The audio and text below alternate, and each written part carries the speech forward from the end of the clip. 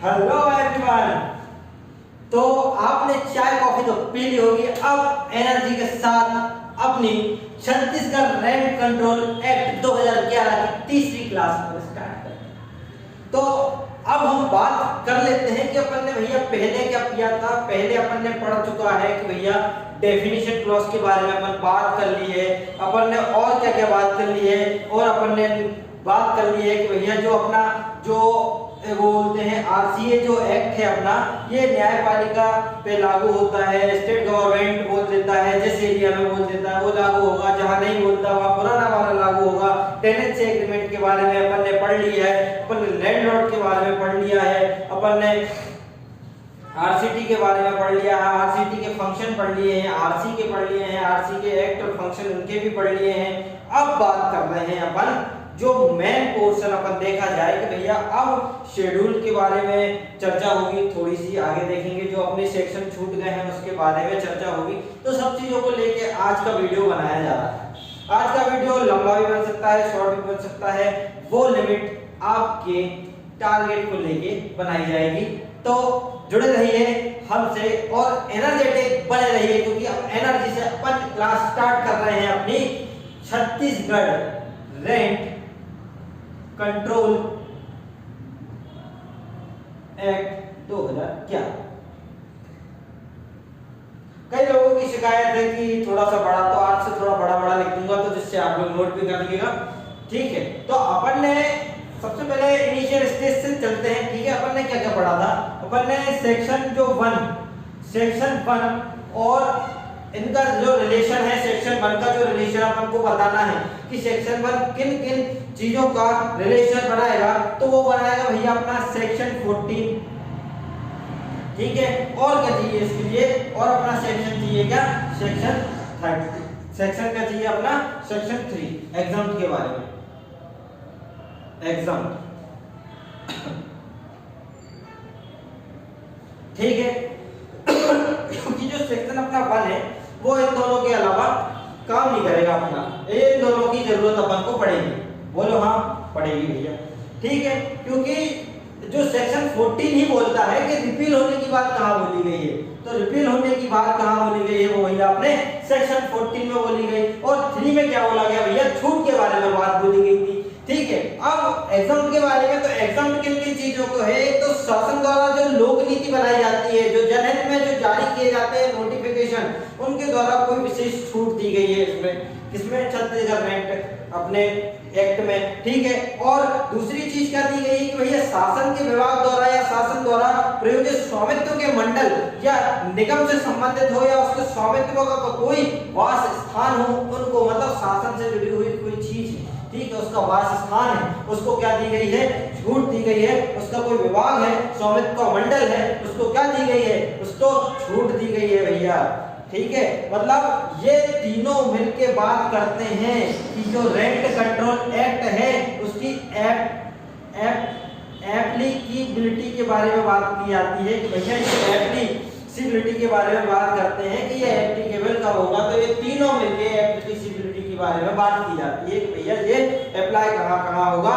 और ये सब और अपन ने स्टार्टिंग में भी पढ़ चुके थे कि भैया अब ये 3 पढ़े। अपन ने सेक्शन 4 में क्या पढ़ा था, अपन ने सेक्शन 4 में ये पढ़ा था कि भैया लैंडलॉर्ड और टेनेंट के बीच क्या होगा, एक एग्रीमेंट होगा। क्या होगा, लैंडलॉर्ड और टेनेंट के बीच, एक लैंडलॉर्ड के बीच और एक अपना टेनेंट के बीच क्या होगा, एक एग्रीमेंट होगा। ये अपन पढ़ चुके थे। और जो एग्रीमेंट है वो किसके पास जाना चाहिए, वो आरसी के पास जमा होता है। किसके पास जमा होता है, रेंट कंट्रोल अथॉरिटी जो अपनी होती है, जो रेंट कंट्रोलर होता है, उसके पास क्या होता है, जमा करने होते हैं। तो अब लायबिलिटी की बात करेंगे कि या तो इसकी लायबिलिटी या इसकी, तो मैं बोलूंगा सेक्शन 4 में लिखा है दोनों की। अब दोनों में से दोनों भी जा सकते हैं और अपना एक भी जा सकता है। ठीक है, बात ये हो जाती है। अब बात करते हैं अपन सेक्शन 5 पे। ठीक है, 3 हो गया, 1 हो गया, 4 हो गया, अब 5 पे बात करते हैं। तो 5 क्या बात कर रहा था, तो 5 में आपको पता है 15 दिन की बात हो गई थी। बोल रहा था कि भैया 1 महीने का किराया आप देते हो तो दूसरे महीने के 15 दिन के भीतर भीतर आपको दूसरे महीने का किराया देना है। मतलब 1 महीने का ये था, 1 महीने का ये था, इसके महीने के 15 दिन के भीतर भीतर आपको क्या करना है, किराया जमा करना है। ये सब मैं थोड़ा सा रिवीजन करा देता हूँ कि आपको पता चल जाए कि अपन ने पढ़ क्या लिया है और अब क्या पढ़ना है। अब अपन बात करेंगे इंस्टीट्यूशन के बारे में, बात करनी है अपन को। क्या के बारे में बात करनी है? इंस्टीट्यूट कि अब भैया इंस्टीट्यूट के बारे में बात, यहाँ से अपनी कहानियां स्टार्ट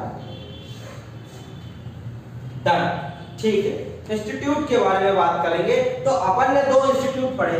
क्या पढ़े अपन ने? गठन। इंस्टीट्यूट मतलब होता है गठन। तो गठन अपन ने कितने पढ़े हैं? अपन ने पढ़े हैं 2।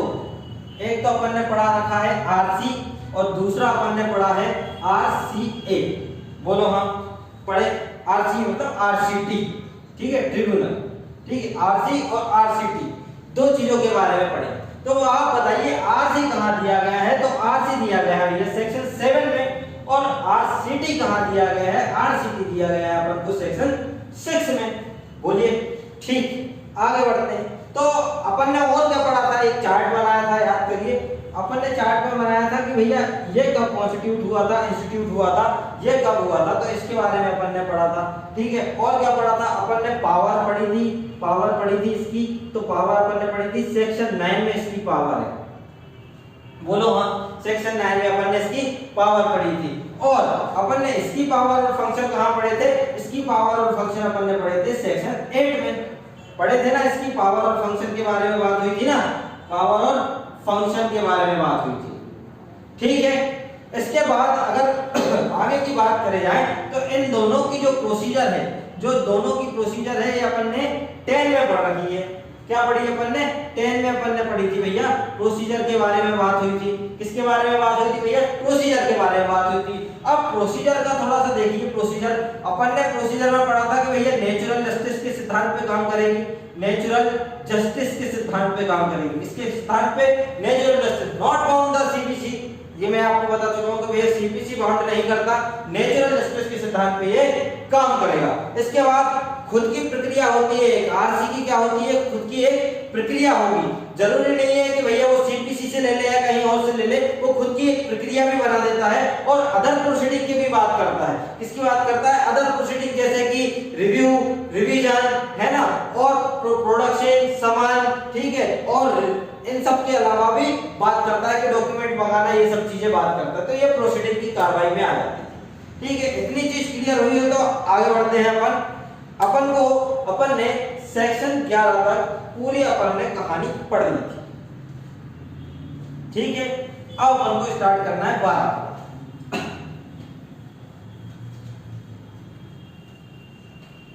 डन। हाँ, तो सेक्शन 12 क्या बात करता है? सेक्शन 12 बात करता है अपना जो अपना लैंडलॉर्ड है और जो अपना टेनेंट, इनके राइट के बारे में बात हो रही है। किन के बारे में बात हो रही है? दोनों के राइट के बारे में। एक तो अपना लैंडलॉर्ड है और दूसरा अपना क्या है भैया साहब? टेनेंट है। तो दोनों के क्या है भैया? राइट। और मैंने आपको बताया था कि जब आप शेड्यूल खोलोगे, जो अपनी 4 अनुसूची है, 4 अनुसूची में से जो पहला है और जो लास्ट का है, वो किसके बारे में बात करता है भैया? वो टेनेंट के बारे में बात करता है। एक में राइट है और 4 अनुसूची में ऑब्लिगेशन के बारे में बात करता है। इसी प्रकार लैंडलॉर्ड के राइट 2 में और ऑब्लिगेशन 3 में बताए गए हैं। ये अपन ने सब पढ़ रखा था। ठीक है, तो मतलब क्या है? जो अपना टेनेंट है, टेनेंट के जो राइट बताए गए हैं वो बताए गए हैं पहले में, और लैंडलॉर्ड के जो राइट बताए गए हैं वो दूसरे शेड्यूल में बताए गए हैं। इस शेड्यूल में बताए गए हैं और ये इस शेड्यूल में बताए गए हैं। बोलिए, क्लियर? ठीक है, आगे बढ़ते हैं। अब दोनों का जो वो होता है अधिकरण होता है और भाड़ा नियंत्रक होता है, भूमि स्वामी और किराएदार के अधिकारों को सुनिश्चित कराने का काम करता है। मतलब इनके अधिकार को सुनिश्चित कराने का काम करता है अपने कौन? आरसी। तो डिस्प्यूट हो गया, कोई चीज हो गई, तो भाड़ा नियंत्रक जो अधिकारी है, जो आरसी है अपना रेंट कंट्रोलर, यह क्या करता है? ये इनके डिस्प्यूट का, ये इनके राइट को सुरक्षा प्रदान करता है।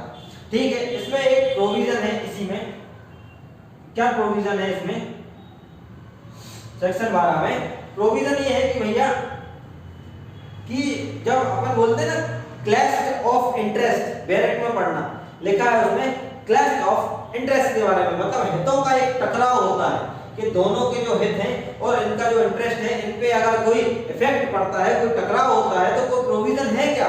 बोले अगर कोई रेंट संबंधी अगर कोई डिस्प्यूट भैया हो रहा है, रेंट संबंधी अगर कोई क्या हो रहा है, डिस्प्यूट हो रहा है, तो कौन सुनेगा उसको? जो सुनेगा अपना आरसी, क्योंकि अगर कोई डिस्प्यूट है और वो तो साइलेंट नेचर का है, पता नहीं चल रहा, लेकिन उससे क्या होते हैं, इन दोनों के हितों का एक क्या होता है, टकराव होता है। टकराव होता है तो रेंट के संबंध में अगर कोई डाउट है, ठीक है, तो और रेंट के संबंध में अगर कोई डाउट है या कोई ऐसा इंटरेस्ट है जो साइलेंट टाइप का है, तो हमेशा हमेशा उसका जो बेनिफिट जाएगा वो हमेशा टीनेंट को मिलेगा। सिर्फ याद रख लेना कि अगर क्लैश ऑफ राइट मतलब हितों का टकराव, किसका टकराव है? हितों का अगर कोई टकराव है तो एक प्रोविजन है, वो प्रोविजन कैसा है कि अगर डिस्प्यूट है भैया, डिस्प्यूट कैसा है, साइलेंट नेचर का है, डिस्प्यूट बिल्कुल शांत स्वभाव का है, और उसमें अगर किसी को बेनिफिट देना है, किसी का डाउट आता है कि इसका रेंट कितना है और क्या है, तो वो बेनिफिट किसको मिलेगा? वो बेनिफिट मिलेगा भैया अपने टीनेंट को। किसको मिलेगा वो भैया? अपने टीनेंट को वो बेनिफिट मिल जाएगा। ये पहली इसका प्रोवाइजर था, परंतु था, ठीक है। इसका ये चीज क्लियर हुई, ये फर्स्ट पॉइंट था। अब बात करेंगे अपन, बिठाते बिठाते बात करेंगे, क्या नीचे दिखेगा नहीं आपको, ठीक है। आगे की बात, थोड़ा जुकाम हो गया है, सर्दी तो गला थोड़ा चल नहीं रहा है, ठीक है। दूसरा पॉइंट पे बात करते हैं। दूसरे पॉइंट पे अगर बात करेंगे तो दूसरे पॉइंट पे बात कर रहा है भैया पोजीशन की। किसकी बात कर रहा है भैया? पोजीशन की बात कर रहा है, कब्जे की बात कर रहा है, प्रत्यावर्तन की बात कर रहा है। क्या बात करता है? बात ये करता है कि भैया मकान मालिक कब्जे के प्रत्यावर्तन में अगर भैया मकान मालिक है, अगर किसी व्यक्ति को किराए पे मकान दे देता है, तो इसका अर्थ ये नहीं रहता कि वो मकान मालिक हो गया। अगर उसको अपना कब्जा वापस चाहिए ना, तो वो कब्जा वापस लेने का हकदार है। और मतलब कब्जे के प्रत्यावर्तन संबंधी अगर कोई बेनिफिट है, कब्जे की पुनर्वासन के संबंध में अगर कोई बेनिफिट है, कब्जे के रेस्टिट्यूशन के संबंध में अगर कोई बेनिफिट है, तो वो बेनिफिट किसको मिलेगा? पोजीशन के संबंध में अगर कोई बेनिफिट है तो वो मिलेगा भैया अपने लैंडलॉर्ड को। किसको मिलेगा? लैंडलॉर्ड को। ऊपर टीनेंट को मिल रहा था कि अगर हिट है, मतलब कोई राइट अगर टकराव हो रहा है तो टीनेंट को, लेकिन अगर पोजीशन के बारे में अगर कोई संबंध में कोई डिस्प्यूट आता है, कब्जे के प्रत्यावर्तन संबंधी अगर कोई डिस्प्यूट आता है, तो वो डिस्प्यूट का बेनिफिट किसको मिलेगा भैया? लैंडलॉर्ड को वो बेनिफिट मिल जाएगा, ठीक है। इतनी कहानी अगर क्लियर हुई हो तो आगे बढ़ते हैं, ठीक है। इसका जो तीसरा पॉइंट है 12 का 3, 12 का 3 क्या बोलता है? 12 का 3 बोलता है भैया ऑब्लिगेशन के बारे में। किसके बारे में बोलता है भैया? ऑब्लिगेशन के बारे में। तो 12 के 3 में जो टीनेंट है, टीनेंट का ऑब्लिगेशन, मैंने आपको बताया था कि टीनेंट का ऑब्लिगेशन आपको कहां देखने मिलेगा? तो वो मिलेगा भैया शेड्यूल 3 में। और ठीक है, उसके बाद जो चौथा पॉइंट है, चौथा पॉइंट में भैया अपने लैंडलॉर्ड का ऑब्लिगेशन है। किसका ऑब्लिगेशन है? लैंडलॉर्ड का। तो ये आपको कहां देखने मिलेगा? ये आपको मिलेगा 4th शेड्यूल में।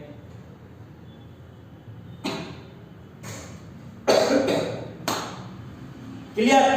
मतलब लैंडलॉर्ड का राइट ऊपर और ऑब्लिगेशन सबसे नीचे। इस टाइप से आप याद कर सकते हैं, ठीक है।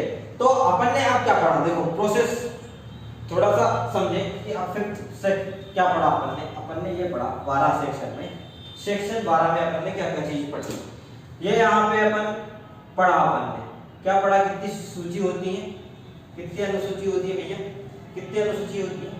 पहली, दूसरी, तीसरी और कौन सी होती है? अपनी चौथी होती है, ठीक है। इतना अपन ने पढ़ा। अपनी एनर्जी को डाउन मत हो देना, ऐसे मजेदार तरीके से पढ़ेंगे ना तो मजा आ जाएगा, और यही क्वेश्चन आपको अपने प्री एग्जामिनेशन में दिखेंगे, ठीक है। तो अपन ने पढ़ा था भैया टीनेंट का राइट, बोलिए हाँ। उसके बाद लैंडलॉर्ड का राइट, बोलिए हाँ। उसके बाद लैंडलॉर्ड का ऑब्लिगेशन, बोलिए हाँ। और उसके बाद टीनेंट का ऑब्लिगेशन पढ़ा था। मतलब चौथी में अपन ने टीनेंट और टीनेट का राइट हैंड एप्लीकेशन जो ही मैंने बताया था पहले और चौथे पे बात करेंगे। ठीक है, तो अगर जो अपना भाई साहब टीनेंट है अपने दायित्व से उसके राइट प्रभावित हो रहे हैं और लैंडलॉर्ड उस चीज को करने से मना करे। मान के चलो उसने बोला कि सर मुझे सुविधा दे दीजिए ये वाली, इससे मुझे हानि हो रही है, असुविधा हो रही है, और ये क्या करता है, मना कर देता है। मतलब सुविधाएं देने के लिए मना कर देता है। जो बोनाफाइड सुविधा देनी चाहिए एक मकान मालिक को, जल बिजली पानी की, और ये सुविधाएं देने से अगर क्या कर देता है वो व्यक्ति मना कर देता है, और आप उस रेंट को देने के लिए भी तैयार हो, उस चीज की सुविधा का क्रय आप देने के लिए तैयार हो, आप सब चीजें करने तैयार हो, अगर ये मना कर देता है, क्या कर देता है लैंडलॉर्ड, क्या कर देता है भैया, मना कर देता है कि मैं ऐसा नहीं करूंगा जैसा आप चाहते हैं, तो भैया सब में एक ही पनिशमेंट है। किसकी पनिशमेंट है, और ये चीज बताई गई है आपके 12 के 5 में 3 माह की सजा है और 5000 रुपए क्या है, जुर्माना है। फाइन कितना है, 5000 रुपए और 3 माह। सिमिलर इसमें भी यही चीज है, सिमिलर इसमें भी यही चीज है, सिमिलर इसमें भी यही चीज है। मतलब अगर पूछा जाए कि शेड्यूल, चारों शेड्यूल में अगर पनिशमेंट अगर देखी जाए तो कितनी है, तो वो भैया 3 माह की सजा है, 5000 रुपए फाइन है। और 3 माह की जो सजा है भैया, और ये सजा है सिंपल इम्प्रिजनमेंट। अगर इतनी कहानी हुई है तो लाइक का बटन दबा दिया जाए, तो मुझे कैसे समझ में आएगा कि आपको समझ में आ रहा है चीज या नहीं आ रही है चीजें समझ में, है ना। क्योंकि अब हम जो बात करेंगे, क्योंकि ये कहानी पूरी हो गई है अपनी, क्लियर कहानी हो गई है, सिर्फ एक ही सेक्शन बचा है अपील वाला, जिसमें सुप्रीम कोर्ट को अपील होती है। तो सुप्रीम कोर्ट की अपील के बारे में मैंने आपसे बोला था कि आप पता करके आना कि भैया सुप्रीम कोर्ट को अपील होती है कि नहीं, आरसीटी की पावर है सुप्रीम कोर्ट को अपील करने की कि नहीं, क्योंकि ये इसमें हो चुका है भैया संशोधन, इसका एक केस लॉ आ चुका है आपके सामने। वो केस लॉ का नाम में क्योंकि डायरेक्ट आरसीटी जो है वो अपील करता है अपने सुप्रीम कोर्ट को, बोलो हाँ करता है, ठीक है। तो उसका जो एक केस आया है, वो केस का नाम है शायद से, वो एक केस आया है, और उस केस में बोला गया है कि भैया सुप्रीम कोर्ट को अपील डायरेक्ट आरसीटी की नहीं, ठीक है। तो ये केस आप ढूंढिएगा, मैं आपको कल बता दूंगा ये वाला केस कि केस का क्या नाम था। केस का नाम आधा याद आ रहा है और आधा नहीं याद आ रहा है, ठीक है। तो केस का नाम आप सर्च करके मेरे उस पर कमेंट में लिख देना, तो मैं आपसे ये किसी ड्यूटी आपको दे रहा हूँ, नहीं तो ये वाला चीज भी बता देता, क्योंकि आधा नाम याद आ रहा है, वो रानी कुछ ऐसा कुछ नाम था उसका, राजेंद्र करके कोई केस था, ठीक है। उसमें बोला गया है कि भैया ये क्या है, अनकॉन्स्टिट्यूशनल है, सुप्रीम कोर्ट को डायरेक्ट अपील नहीं होगी, ठीक है। ये वाली बात के बारे में बात की गई है इसके अंदर, ठीक है ना। आइए आगे की बात करते हैं। आगे की बात 13A भी आप अगला नाम के साथ याद रखना, भैया नियम बनाने की पावर है उसमें, पावर टू मेक रूल्स है, वो कौन बनाएगा, अपना state government power to make rules है। 14 पे बात हो गई, 11 पे बात हो गई, 12 पे बात हो गई। थोड़ा सा सेक्शन देख लें क्या एक बार, ठीक है। तो पहले में क्या थी, अपना संक्षिप्त नाम, विस्तार, title, short title, extent, commitment के बारे में। दूसरे में डेफिनेशन थी, डेफिनेशन 14 थी। तीसरे में एग्जाम थी, वो भी शासन बाहर, ठीक है। तीसरे में, चौथे में टेनेंसी एग्रीमेंट था, जो कि मैं बता चुका हूँ। 5वीं में अपना क्या था, रेंट पीएसडी, दो व्यक्ति अगर एग्री है तो 15 दिन के भीतर आपको देना है।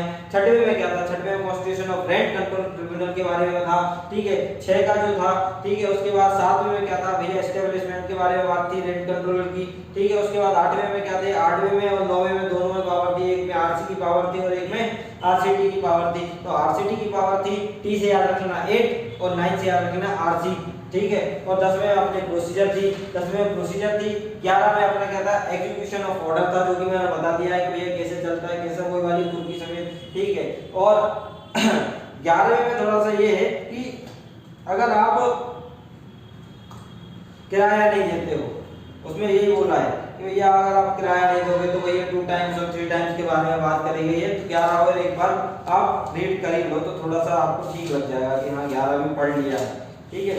वैसे 11 में कोई इम्पोर्टेंट बात नहीं है, 2 क्वेश्चन ही बन सकते हैं उसमें, जो कि वो लिखा है, क्या लिखा है देखो उसका तीसरा वाला पढ़िए। कब्जे के रिकवरी हेतु प्रमाण पत्र तिथि 3 माह के भीतर किराए परिषद में रिक्त नहीं रहता है, तो रिकवरी प्रमाण पत्र करने के लिए तिथि अंतःकालीन लाभ के भुगतान के दायी होगा। और आवासीय मतलब अगर आप रेसिडेंशियल पर्पस के लिए है तो आपको दोगुना भुगतान करना पड़ेगा अगर आप 3 महीने का किराया नहीं देते हो, ठीक है, 3 महीने के भीतर नहीं देते हो तो दोगुना भुगतान करना पड़ेगा अगर रेसिडेंशियल पर्पस के लिए है, ठीक है। और अगर नॉन रेसिडेंशियल पर्पस के लिए है तो आपको कितना भुगतान करना पड़ेगा, तो आपको भुगतान करना पड़ेगा case of recovery of immediate position has been issued 3 times, ठीक है।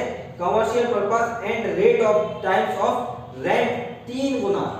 बताइए कितनी बड़ी बात बोल दी कि भैया व्यवसायिक प्रयोजन की भाड़े की दर 3 गुना होगी और वार्षिक प्रतिशत के लिए भाड़े की दर कितनी होगी, 2 गुना होगी। बस ये दोनों चीज आपको यहाँ पे 11 में याद रखनी, ठीक है। आगे बढ़े अब जो बात करेंगे वो अपन ने सब याद कर लिया कि भैया प्रोसीडिंग एग्जीक्यूशन की प्रोसीडिंग 45 दिन के भीतर चलेगी, फिर 6 माह में खत्म करने पड़ेगी, ये सब चीजें अपन ने कल परसों वीडियो में कर लिया। अब अपन शेड्यूल पे बात कर रहे हैं। अब थोड़ा सा दिमाग इस्तेमाल करना, क्योंकि आप ट्रैक के साथ और वन लाइनर आप लिखते भी जाना, क्योंकि वो वन लाइनर लिखोगे तो थोड़ा सा क्या है अपनी कमांड भी आपकी बनी रहेगी और आपको बार-बार पढ़ने की जरूरत नहीं रहेगी। तो पहले अपन बात करते हैं अपन शेड्यूल 1 पे। किस पे बात करेंगे, सीधा अपन करेंगे शेड्यूल 1 पे बात करेंगे। दो शेड्यूल लेते हैं। अगला वीडियो जो मैं बनाऊंगा वो शेड्यूल 3 और 4 पे बनाऊंगा, क्योंकि वीडियो बड़ा हो जाएगा तो फिर आप ही बोल रहे हो उस चीज को लेके, ठीक है। शेड्यूल 1 में कितने पॉइंट है, ये है 1 to 8। कितने पॉइंट है, 1 to 8 याद रखना, 1 to 8 है शेड्यूल 1 में, ठीक है। तो कभी कभी लिस्ट आती है हमेशा कीवर्ड, देखो क्या होता है कि लिस्ट दी रहती है, लिस्ट अपन को पूरी याद नहीं करनी पड़ती। कभी कभी लिस्ट का जो कीवर्ड अगर अपन चूज कर लिया जाए तो उस चूज को अपनी जगह अप्लाई कर लो। क्यों, क्योंकि ये क्या बता रहा है, ये टेनेंट का राइट ही तो बताएगा ना भैया।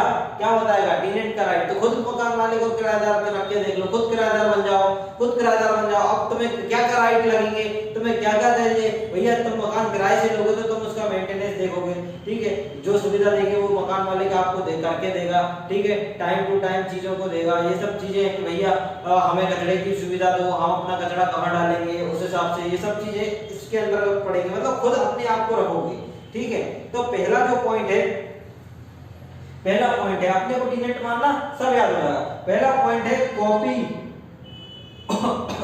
Copy of agreement. Copy of agreement की बात करते हैं। पहला पॉइंट, पहला क्या बोल रहा है, कॉपी ऑफ एग्रीमेंट। क्यों, आप अगर कहीं रहने जाओगे तो कॉपी ऑफ एग्रीमेंट नहीं लगाते। 500 रुपए का जो अपन कंपलसरी कर दिया गया है तो वो आप लगाते हो कि नहीं लगाते हो, और एक ओरिजिनल कॉपी उसके पास और फोटोकॉपी अपने पास रहती कि नहीं रहती, रहती है। तो ये वाली रिसिप्ट, रिसिप्ट के बारे में बात करते हैं, ठीक है। भैया पावती लोगे, जैसे देते तो नहीं, जनरल प्रैक्टिस में आजकल सब अपने व्यवहार ही ऐसे रहते हैं, लेकिन आपको पावती लेने का आप क्या हो, हकदार हो, ठीक है। और तीसरा क्या है, तीसरा एक्सप्लोटेशन देखो भैया, जो बात सुविधा है एग्रीमेंट के बाद मकान दोगे, ठीक है। शांतिपूर्वक रहने दें, पहली चीज। ऐसा ना हो कि भैया बार बार किराया मांगने आ जाए, हम सब चीजें दे रहे हैं, तो शांतिपूर्वक रहो, रहने दें। ये भी अपना राइट है कि ये शांतिपूर्वक पीसफुली रहने के लिए हमने ये कह लिया है आपसे, एक अकोमोडेशन है, ठीक है। और उद्देश्य शांतिपूर्वक के भैया जिस उद्देश्य से हमने लिया है उस उद्देश्य से हम रह रहे हैं, तो हमें आप शांतिपूर्वक रहने दो। ऐसा नहीं है हमने बात सुविधा के लिए निवासी प्रयोजन के लिए आपने किराने की दुकान खोली तो वो तो आ जाएगा भैया, आप मेरे मकान को खराब मत कीजिए यार, आप धोखापेटी कर रहे हो उस पे, आपने रहवास की प्रयोजन से लिया था और आप इस पे किराने की दुकान खोल रहे हो, टैग लगवा रहे हो, हमारी दीवारें खराब हो जाएंगी, ये सब चीजें। इसलिए जिस उद्देश्य के लिए लिया है उस उद्देश्य से रह रहे हो तो शांतिपूर्वक ढंग से रहने के आप क्या हो, अधिकारी हो, ठीक है। चौथा, पांचवा उपकरारनामा, जो कि मैंने आपको बताया था। सब टेनेंसी के बारे में बात कहाँ की गई है, सब टेनेंसी के बारे में बात तभी जब भैया अपना कौन मर जाता है, टेनेंट मर जाता है, फिर उसकी वाइफ को कम मिलता है, वाइफ को मिल जाता है, लेकिन सब टेनेंसी करानी पड़ती है। माता पिता पुत्री इन सबको मिल जाता है, अकेली वाइफ के संबंध में सब टेनेंसी करानी पड़ती है, क्योंकि वो उस चीज की ब्रीच हो सकता है। क्योंकि अगर कॉन्ट्रैक्ट ब्रीच हो गया, आपने क्या किया, कॉन्ट्रैक्ट किया है, आपने एग्रीमेंट किया है, और एग्रीमेंट में अगर कोई ब्रीच हो जाता है, वो मर जाता है, तो मरने के बाद लायबल कौन रहेगा, तो लायबल व्यक्ति, मरा हुआ व्यक्ति लायबल थोड़ी हो सकता है। इसलिए सब टेनेंसी कराते हैं फिर अपन किससे, वाइफ से कराते हैं। इसलिए बोला गया है कि भैया वाइफ को अपन को सब टेनेंसी करानी पड़ेगी। क्लियर? 5 पॉइंट। 6वां पॉइंट जो अपना बोलता है, साइड में लिख देता हूं क्योंकि नीचे आपको दिखेगा भी, ठीक है। 6वां पॉइंट क्या बोलता है भैया, सुविधा देनी चाहिए। सुविधा, समस्त सुविधा देना होगी जहां वह उसका रख रखाव करे। सुविधा, समस्त सुविधाएं लिख दो यहाँ पे थोड़ा, ठीक है। फैसिलिटीज वगैरह के बारे में बात हो रही है, तो ऑल फैसिलिटीज, समस्त सुविधा देनी पड़ेगी, ठीक है। तो ये 5वें में इसमें आ जाता है, ठीक है। लैंडलॉर्ड के द्वारा या खुद तो उसके द्वारा खर्चा दे, ठीक है। अब मान के चलो क्या है, अब कोई रिमेंशनिंग करा रहा है अपन, ठीक है। क्या करा रहा है, रिमेंशनिंग करा रहे हैं, कोई कंस्ट्रक्शन का काम करा रहा है, कोई अपन सजावट करा रहे हैं, कोई चीज निर्माण कर रहे हैं अपन उस घर में। तो अगर टीनेंट कराता है तो टीनेंट खर्चा के लिए लायबल होगा किससे, मकान मालिक से। और मकान मालिक कराता है तो वो भी करवा के दे, मतलब सुख सुविधाएं प्रदान कराए उस व्यक्ति को, ठीक है। तो इसमें आ जाता है अपना रेमिनेंस के बारे में बात आ जाती है, ठीक है। खर्चे के बारे में बात आ जाती है। खर्चा अगर टीनेंट करता है तो टीनेंट लैंडलॉर्ड से लेने का अधिकारी है और लैंडलॉर्ड की ड्यूटी है कि वो खर्चा करे, ठीक है। अब आगे की बात करते हैं इसी में 6वें में। यदि 11 महीने तक व्यक्ति रहा, कौन रहा, टीनेंट रहा, 11 महीने तक रहा और टीनेंट ने खर्चा, जितना भी खर्चा किया है और खर्चा किया है और तो वह 1 महीने रेंट के बराबर ही रिमेंशनिंग ले सकता है। कितने महीने तक, 1 महीने के बराबर ही क्या ले सकता है, खर्चा ले सकता है, क्योंकि 11 महीने तक रहे और आप छोड़ दिए, ठीक है। अब वो खर्चा कितना देगा, 1 महीने के रेंट का ही आपसे क्या ले सकता है, लैंडलॉर्ड और टेनेंट आपसे क्या ले सकता है, खर्चा ले सकता है। क्योंकि आपने जब पूरा खर्चा वर्चा करा दिया और आप रह के चले गए, आप मांग रहे हो खर्चा, तो कितने महीने का ही मांगोगे आप, 1 महीने के रेंट का ही आप खर्चा मांगोगे।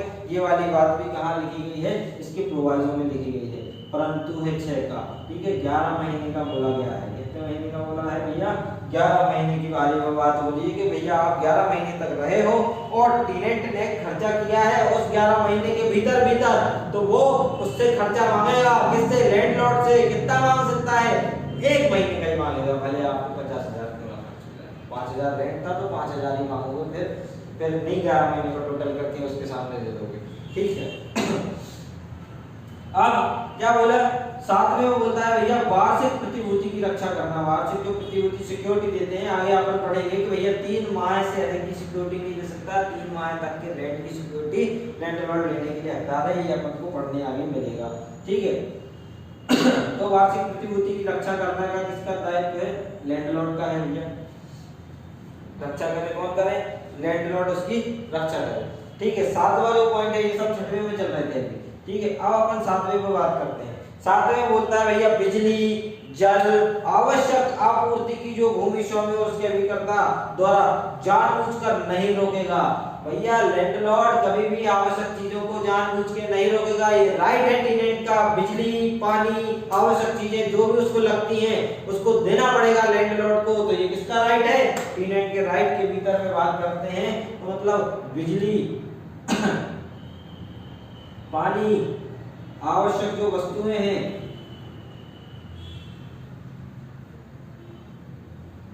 ठीक है, ये सब चीजों को देने का जानबूझ के नहीं देता है तो फिर इसका राइट का क्या होगा, हनन होगा, उल्लंघन होगा। 8वें में बोलता है भैया सिक्योरिटी टीनेंसी के बारे में बात करता है कि अधिधृति की सुरक्षा करनी है सिक्योरिटी टीनेंसी की, जो कि मैं आपको बता चुका हूं कि भैया 3 महीने के अगर उसने सिक्योरिटी पहले से एडवांस जमा रही है तो वो 3 महीने के रेंट के बराबर करता है और कर सकता है, जो कि अपन पढ़ेंगे अभी शेड्यूल 2, राइट। आगे बढ़े, चलिए आगे बढ़ते। तो अपन का ये होगा क्लियर कि नहीं हुआ, हो गया। तो ये टीनेंट के राइट थे, क्या थे ये 1 to 8 अपन की क्या थे, टीनेंट के राइट थे, ठीक है। अब बात कर रहे हैं अपन, टीनेंट के राइट हो गए, टीनेंट के ऑब्लिगेशन पे बात करते हैं। किस पे बात करते हैं अपन, टीनेंट के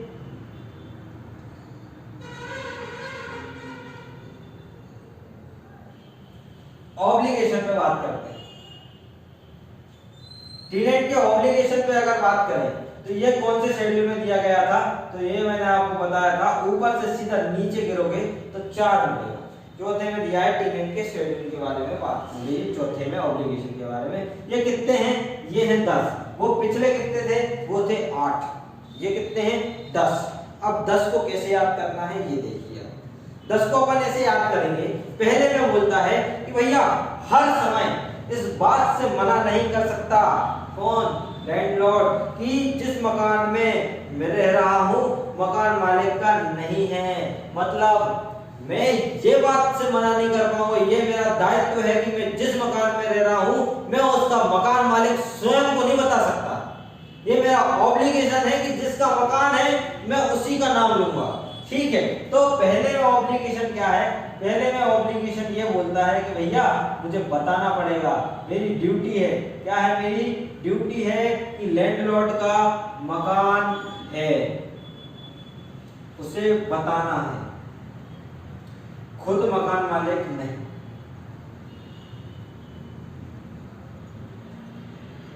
सीधा हिंदी में इसलिए लिख रहा हूं क्योंकि देखो लैंग्वेज तो याद हो जाएगी, लेकिन आप एक मैंने बोला ना की वर्ड आपको लेके आपको याद बनाना। तो पहले में हर बात तो ये नहीं बताओगे कि मैं मकान मालिक हूं, जो मकान मालिक है उसका नाम लो, आपका ऑब्लिगेशन आपका दायित्व बनता है उसको बताने का। ठीक है, एक्नॉलेजमेंट जो उसमें वर्ड लिखा है, इसमें एक वर्ड लिखा है एक्नॉलेजमेंट वाला। ठीक है, वो बोलते हैं उसको अभिस्वीकृति वाली बात, कि जो बताया गया है वो स्वीकृत करो।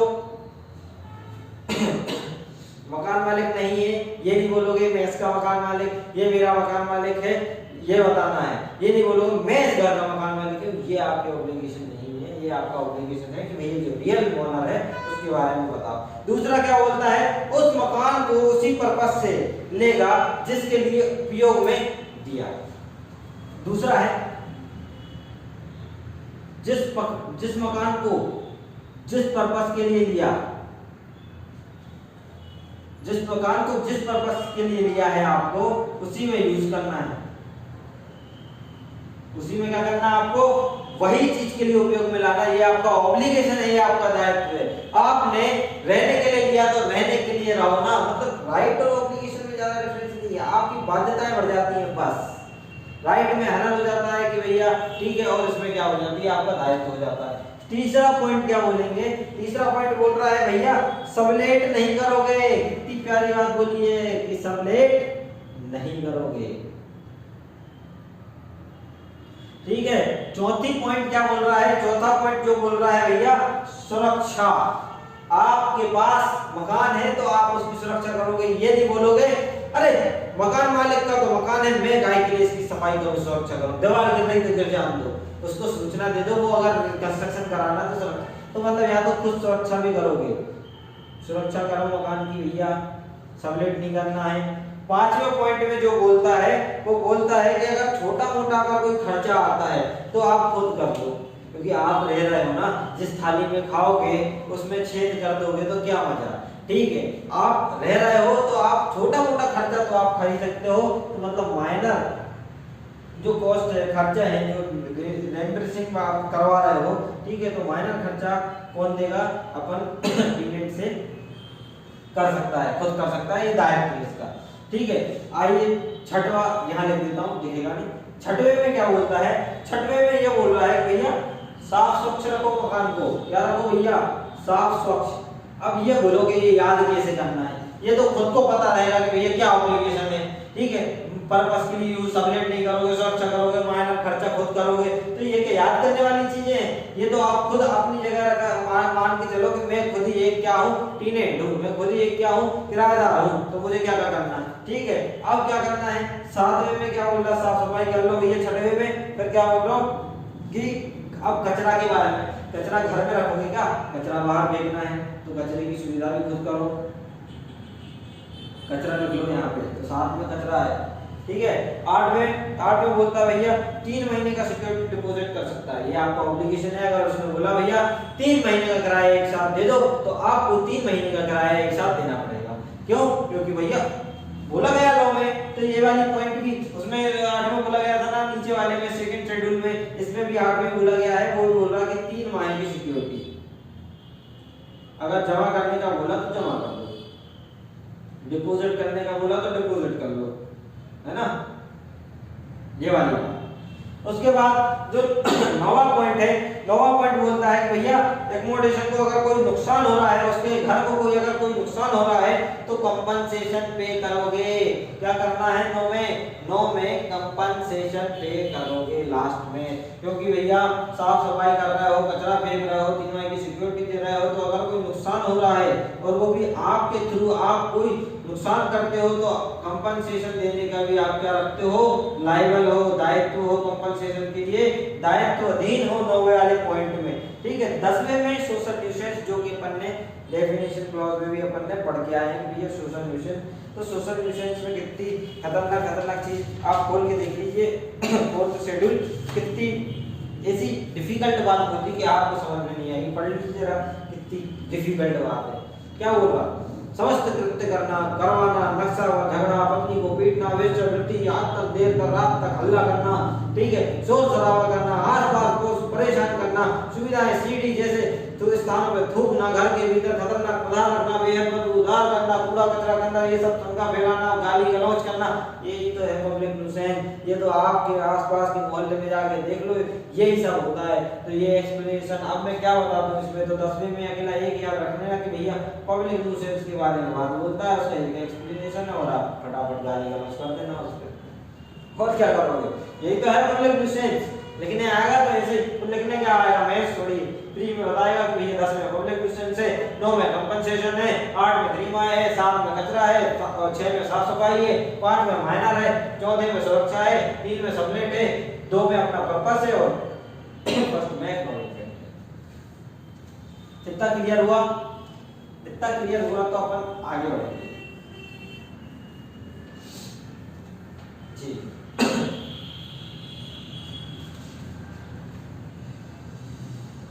चलिए अपन आगे बढ़ते हैं।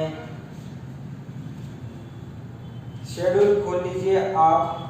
फर्स्ट पे बात हो गई, 3 पे बात हो गई, 4 पे बात हो गई।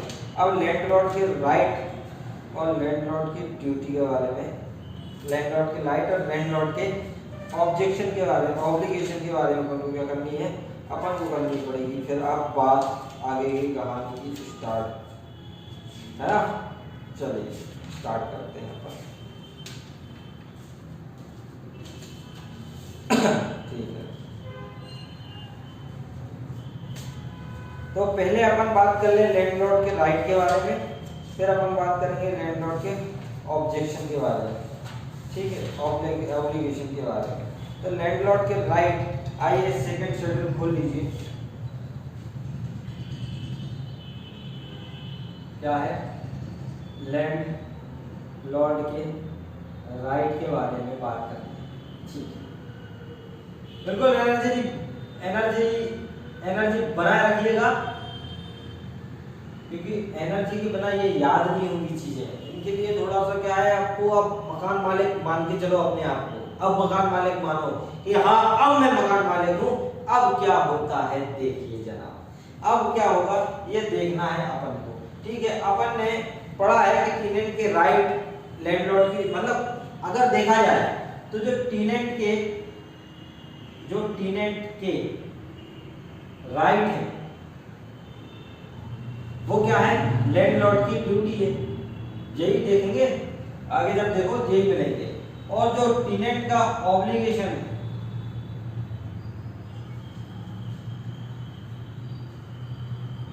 मतलब या कह लो ये कि जो टीनेंट का ड्यूटी है वो किसके, लैंडलॉर्ड के राइट है, मतलब दोनों एक दूसरे के अपोजिट। और आपको ये आगे देखने मिलेगा कैसे, तो भैया टीनेंट का दायित्व है कि मकान को स्वच्छ रखे, तो लैंडलॉर्ड की भी ड्यूटी है कि टीनेंट से बोले कि तू स्वच्छ रखे।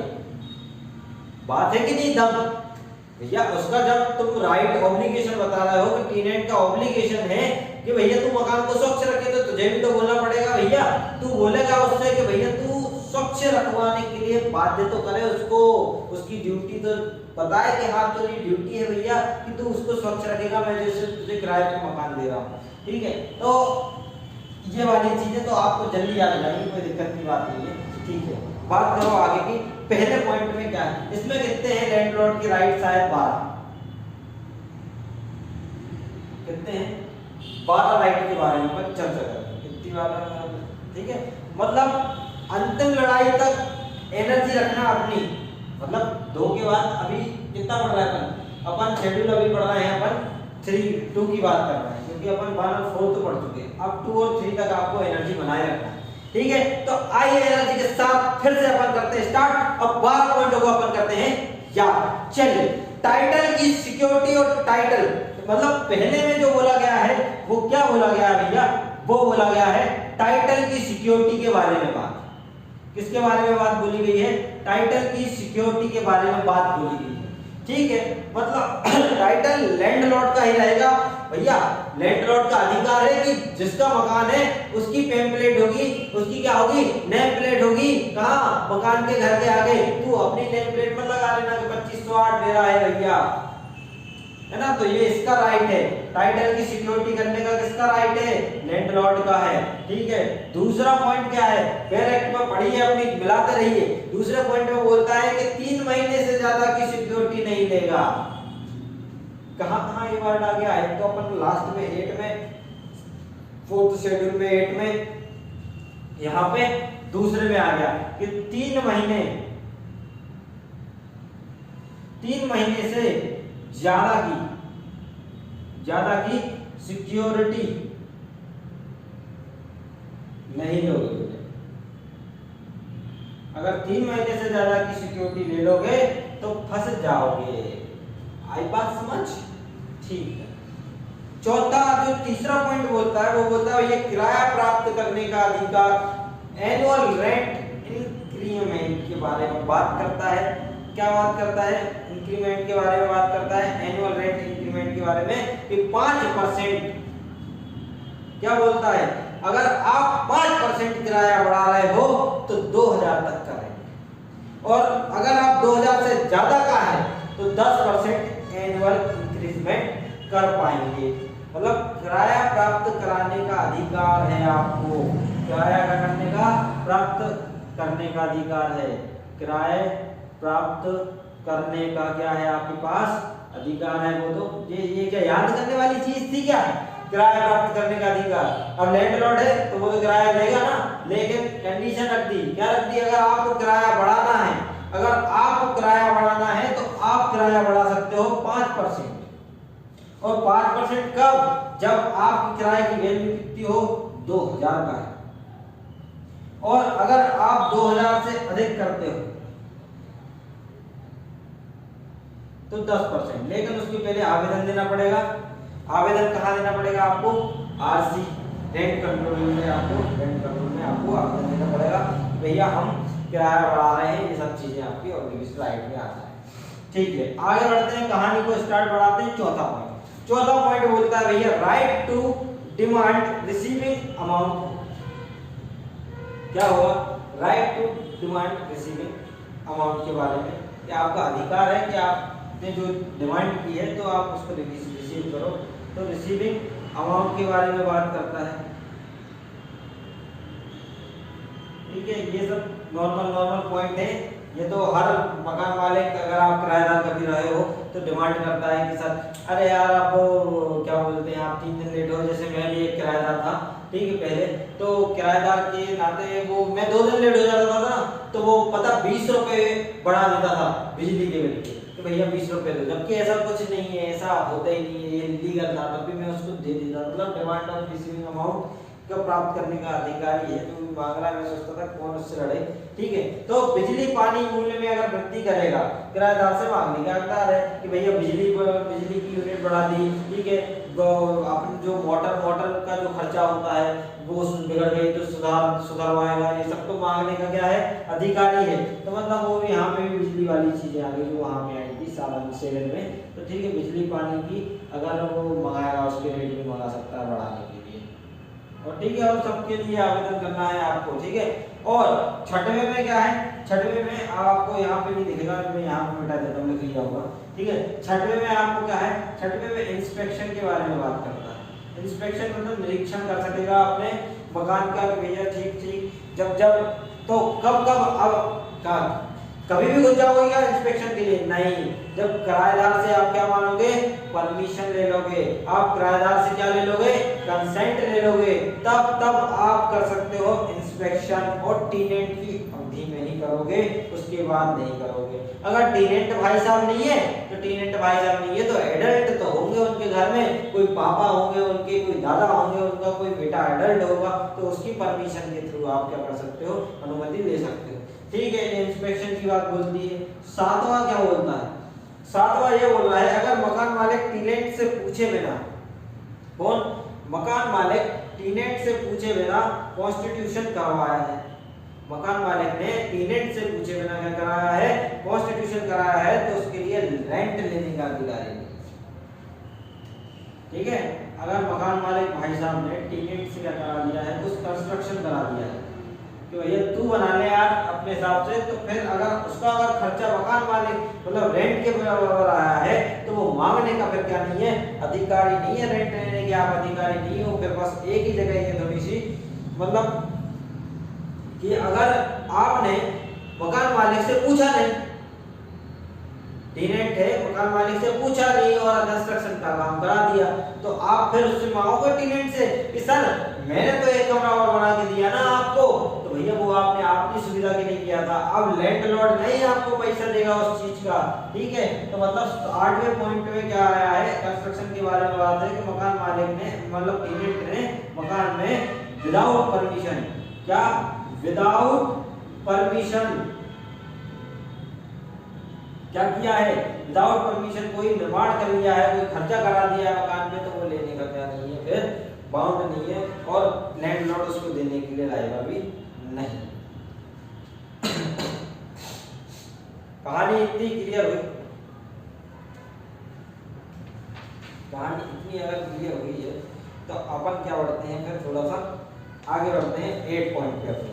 8 में क्या बोलता है, चलिए इतना बताता हूं मैं, इतना लिख लिया होगा। ठीक, 8 एक शेड्यूल बच जाएगा, अगर थोड़ा सा वीडियो अगर आप ज्यादा न लगे तो आप सुन लेना आगे, एक शेड्यूल और 10 मिनट में अपन छुट्टियों में खत्म करेंगे इसके बाद। ठीक है, 8 में क्या है, 8 में आइए देखते हैं। 8 में एनुअल के बारे में बात करता है, किसके बारे में बात करता है भैया, एनुअल रखरखाव में इसका अधिकार है, वार्षिक जो खर्चा होता है इसका अधिकार है कि वो मांगने में, ठीक है, रखरखाव करे। ठीक है, और क्या है, और भैया right to application fair compensation tenant RC में लगाना कि भैया एप्लीकेशन लगा सकता है ये अपने राइट के लिए कि भैया मुझे कंपनसेशन चाहिए, किसने, टीनेंट ने जो मुझे नुकसान दिया है, जो मेरा नुकसान किया है, तो वो एप्लीकेशन लगा सकता है। तो ठीक है, तो ये कंपनसेशन यहाँ पे आ गया, कंपनसेशन के लिए एप्लीकेशन लगा सकता है टीनेंट के खिलाफ, कहां, आरसी में। मैंने वही बोला था कि भैया जो टीनेंट के राइट है वो उसकी ड्यूटी है, और जो टीनेंट की ड्यूटी है वो इसके राइट है। देख रहे हैं आप, जो कहते हो वही चीजें चल रही है, तो इतना पढ़ने की जरूरत नहीं है। ठीक है, इसमें जो दिया गया है 11वें पॉइंट में जो एविक्शन की ग्राउंड दी है, मेन तो यही है, एविक्शन की ग्राउंड क्या है, एविक्शन की ग्राउंड ए से लेके एच तक के हैं। अब इनको कैसे याद करेंगे, तो आप मिलाओ कैसे याद करना है। ठीक, कैसे याद करना है, तो पहले में नोटिस देना पड़ेगा, पहले में क्या देना आपको, नोटिस दो। दूसरे में हैबिचुअल डिफॉल्टर के बारे में बात होती है, की पॉइंट देखिए, की पॉइंट, ठीक है, की पॉइंट के बारे में बात कर रहा हूँ, समझाने वाली कोई चीज ऐसी है नहीं है, आपको सिर्फ याद करना। पहले में क्या है, पहले में नोटिस है, दूसरे में हैबिचुअल डिफॉल्टर के बारे में बात करता है, तीसरे में क्या बात करता है, बड़ा नुकसान हो गया है तो भैया लेने का अधिकारी है, वो एविक्शन कर देगा, नहीं तो। ठीक है, चौथे में बोलता है भैया एनी अदर पर्सन को तुमने सबमिट कर दिया है तो भी आपसे लेने का अधिकारी है। ठीक है, उसके बाद सोशल न्यूसेंस फैला रहा हो वो भी अधिकारी है। उसके बाद अपराधी जो अगर दोषी प्रवृत्ति का है भैया, क्रिमिनल नेचर का है, तो भी आप एविक्शन का ग्राउंड रख सकते हो। ठीक है, और जबरन आप रिनोवेशन सुधार काम करा रहा है और मकान मालिक को जरूरत नहीं है तो भी वो एविक्शन का ग्राउंड रखेगा, और आप पैसे मांगो, ऐसा थोड़ी हो सकता है। ठीक है, ये सब चीजें हैं। और अपना जो लास्ट पॉइंट बोलता है, लास्ट पॉइंट बोलता है भैया, क्या बोलता है कि भैया एविक्शन जो लास्ट पॉइंट बोलता है वो बोलता है एकोमोडेशन को प्राप्त करने का अधिकारी रखता है। आपने जो मकान दिया है किराए पे उसको प्राप्त करने के अधिकारी हो।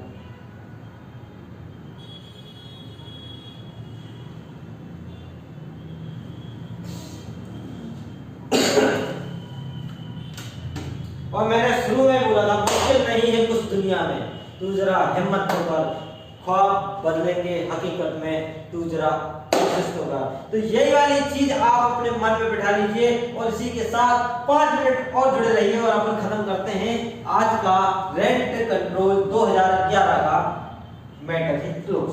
चलिए ऑब्लिगेशन के बारे में बात करते हैं कि भैया अब इनका ऑब्लिगेशन देखेंगे अपन किसका, लैंडलॉर्ड का। अपन का शेड्यूल कौन सा बच गया था, शेड्यूल अपना बच गया था, ये अपन ने 3 पढ़ा था, 3 वाला बचा था। कौन सा शेड्यूल बचा है अपना, 3 बचा, ठीक है।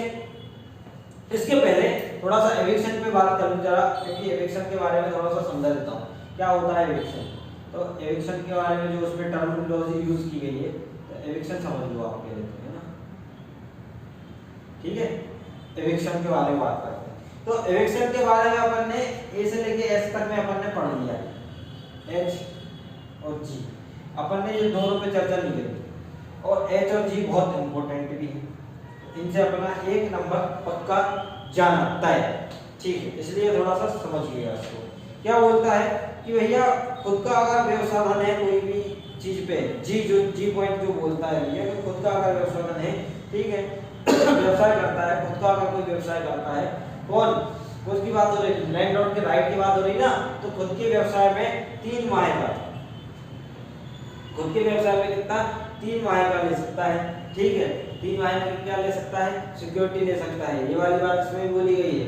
उसके बाद without reason, without any reason, अगर आप एविक्शन कराते हो, खुद के व्यवसाय के लिए करा रहे हो, एविक्शन व्यवसाय करा रहे हो, तो आपको नोटिस देना पड़ेगा, नोटिस देना पड़ेगा आपको 3 महीने के भीतर भीतर आपको नोटिस दो, भैया मुझे व्यवसाय करना है, मेरी पुत्री को व्यवसाय करना है, मेरे पुत्र को व्यवसाय करना है, तो आप ये मकान खाली कर दीजिए।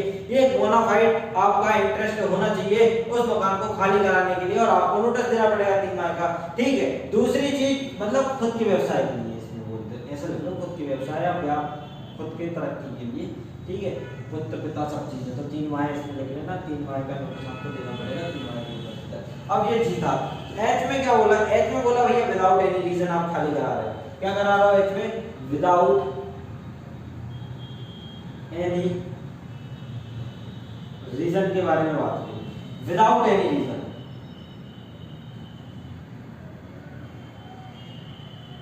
विदाउट एनी रीजन के बारे में बात हो रही है। विदाउट एनी रीजन के बारे में बात क्या हो रही है, तो भैया आपको फिर कितने महीने का नोटिस देना है, फिर आपको दुगना देना पड़ेगा, नोटिस देना है आपको 6 माह का नोटिस। अगर खुद के व्यवसाय के लिए कर रहे हो तो 3 माह का नोटिस, और विदाउट एनी रीजन कर रहे हो तो आपको देना पड़ेगा 6 माह का नोटिस। इतनी बात अगर क्लियर हुई तो आगे बढ़े, ठीक है। लेकिन अगर आपने बड़े किराए के साथ नहीं, मतलब अगर कंडीशन रख दी आपने, कंडीशन क्या रखती, इससे खाली करा लिया, ठीक है। अब व्यक्ति आपने किराया बढ़ाया, क्या करा, 5000, मान चलो इसको 5000 किराया था, एविक्शन का ग्राउंड 6 महीने के नोटिस को खाली करके चला गया, तो आपने अब किराया बढ़ाया, क्या कर दिया, 5500 रुपए कर दिया। अब तो बड़े किराए के साथ आप नहीं दे सकते, ये कंडीशन हो जाती है। आपने विदाउट एनी रीजन खाली कराया ना, तो आप 1 साल तक नहीं दे पाओगे बढ़ा के, ठीक है। मतलब आपने जिसको खाली कराया आप उसको नहीं दे पाओगे बड़े किराए के साथ, वो वापस से रहने आएगा, तो ये बोल दोगे ठीक है 5500 पूछ नहीं रहा था, अब तू फिर से आ जा रहने के लिए, अब आप तू दे देना थोड़ा सा 500 रुपए बढ़ा के किराया, तो आप फिर उसको किराए पे नहीं दे पाओगे, ठीक है। और 12 महीने तक आप वापस नहीं दे पाओ, मतलब वापस किराए पे भी नहीं दे पाओगे। अगर विदाउट एनी रीजन आप खाली करा रहे हो तो 12 महीने तक किराए पे भी नहीं दे पाओगे, किराए पे नहीं दे पाओगे।